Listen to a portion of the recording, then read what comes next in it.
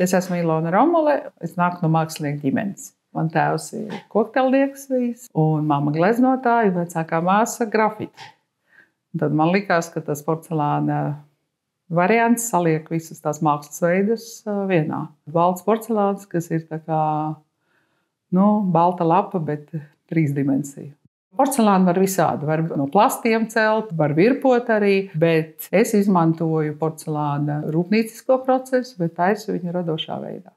Tas process ir tas pats, tātad es taisu modeļus no ģipša, pēc tam es taisu formas, un tad es viņās atlēju. Tad tas ir ļoti garš, ilgstošs process, un praktiski, lai uztaisītu vienu darbu, vajag mēnešus. Un pēc tam tā apgleznošana, tas jau ir pēdējais atsevišķais. Es esmu bijusi ļoti daudzos muzejos un arī rūpnīcās. Es strādāju pasaulē visādās rūpnīcās, jo tas process tomēr ir rūpniecisks. Un ja tu tieci tur, kad no krāna tek porcelāns, cik vien gribi litriem, nevis tu pēc veikalā tur tos dažus kilogramus, bet ka tas iet viss un lielās krāsnes, tuneļa krāsnes. Tad viņam ir cita temperatūra, viņam cita viskozitāte, viss ir cits. Viņš ir savādāk taisīts. Tāpēc, ka viņš ir domāts rūpnieciskai, nevis lipināt, jeb virpot. Visi šitie te darbi un principā visi mani darbi, forma, modeļi, visi taisīti kaut kur, ne Latvijā. Es iesāku Latvijā, bet tas materiāls bija pārpalikumi no Rīgas porcelānu rūpnīcas, un tie dedzinājumam jābūt gāzes cepļiem. Mums tas nav, elektriskie, viss tas temperatūra zemāk, un tas viss tā stipri neatbilst tai kvalitātei. Tātad es meklēju variantus, kā tikt rūpnīcās, un viņi taisa rezidences visur, kur pa pasauli. Pēc akadēmijas, kā saka, tā ir viena skola, bet tā ir pavisam tāda abstrakta kopīga akadēmiskā skola. Visur, kur es mācījos, pēc tam tās ir rūpnīcas. Es viegli mācos. Es skatos, kā viņi katrs, kā jauc tur ģipsi, kur kādi knifi, un es savācu tās labākās tehnikas un pārvēršu viņus pa savējām. Tīri tehniski. Protams, māksla ir tā mana daļa, bet jābūt ļoti tehniski pareizām. Tur nedrīkst kļūdīties pie tā, ka porcelāns ļoti saraujas. Piemēram, šīs vāzes, kas rezultātā pēc tam ir 70 centimetri, viņi bijuši metru lielas. Saraujās tā dedzinājumā. Šitas viss, kas ir balts, ko jūs redzat, vēl tiks apgleznots, bet tās vāzes, ko es saucu par vāzēm, tur nav nekāda funkcija, bet gribēju, lai izskatās, ka tās ir vāzes ar puķiem. Beigās, tur visādi stāsti būs. Un šīs tieši tāda tipa vāzes ir 2 dizaina muzejā, 3. stāvā kolekcijā. Viņas ir ļoti sarežģīti apgleznotas. Protams, ja gribas kaut kādu bez kolekcionāriem, vienkārši cilvēki bieži vien grib kaut ko manu darbu atmiņu, tad tie ir tie mazākie darbi. Un bieži vien viņi ir, redziet, tā ir krūze. Ja? Kaut vai, kā saka, man prasa, uztais tādu servīzi. Redziet, tā ir paplāta un tā ir kanna, un principā te pat teju var liet un visāds. Un viņas darbojās kā kannas. Ja? Viss šitie te, tas viss iet, tas viss es pārbaudu, tas viss darbojas. Bet, protams, cik daudz viņi izmantos. Bet var. Mazliet aiziesim uz vēsturi, ja tā ir interesanta lieta. Droši vien daudzi zina, ka porcelāns nāca no Ķīnas. Un tā pilsēta ir Džingidžena. Un tur man ir arī darbnīca. Es precīzi ciparu nezinu, bet es domāju, tur kādas 400-500 rūpnīcas ir vienā pilsētā. Tur viss sastāv no porcelāna. Piemēram, gaismas stabi, elektriskie stabi. Miskastes ārā uz ielas. Viss ir porcelāns, apgleznots, gravēts. Tas ir nereāli. Tā ir porcelāna meka pilnīgi. Un tur es jau 12 gadus braucu uz turieni. Ja? Bet pirms tam Kečkemeta, tā ir rezidents ļoti, kas radošie mākslinieki to zina.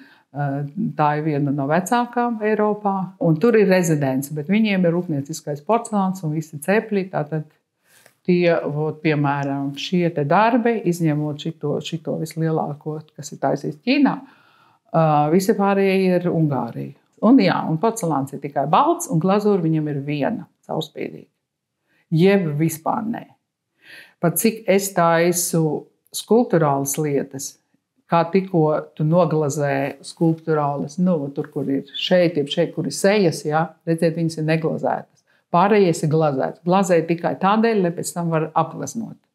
Jo principā labāk es vispār atstāju bez, piemēram, šitas darbs ir matēts, un viņš ir vispār bez glazūras. Ja?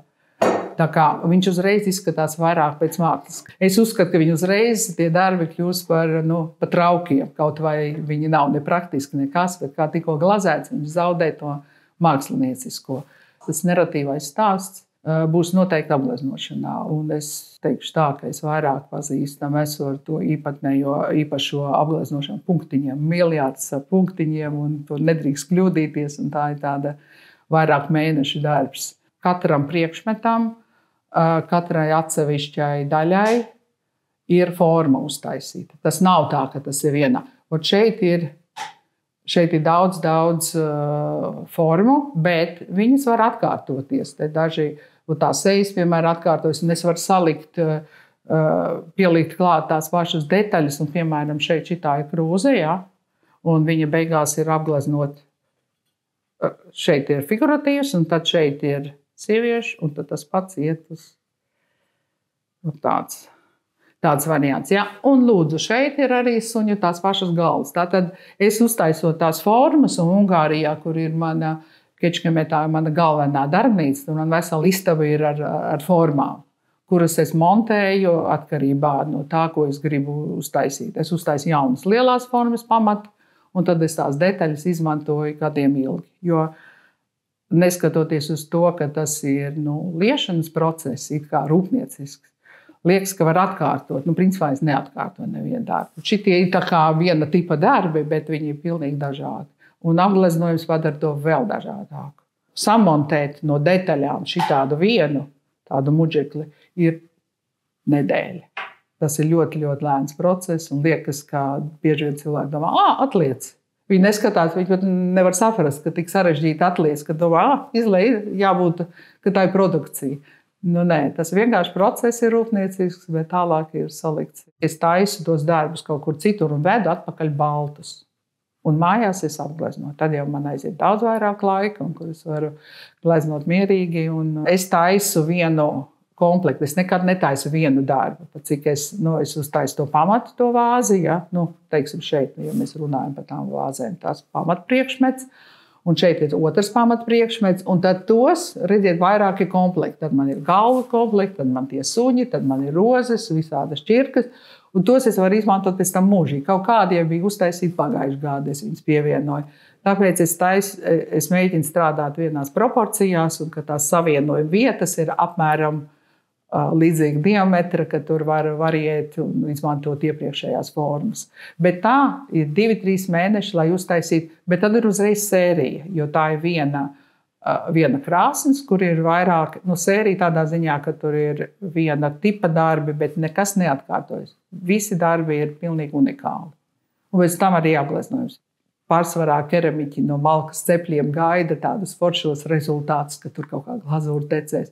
Tātad ieliek vienalga ko, uzliek tāds krāsains glazūras, un pēc tam gaida no dieva, no krāsas brīnums. Es saku, man šito nevajag. Dodiet, es ieguldīju 3 mēnešu darbu. Iedodiet man atpakaļ to, ko es uztaisīju. Nevajag man nekādas tur labāk. Ne, tur ir tik daudz darba, iedodiet man tā, kā ir. Ja? Bet, tajā tādā dzīvajā ugunskeramikā tur ir, protams, tur gaida tās glazūras ļoti daudz, ko dod.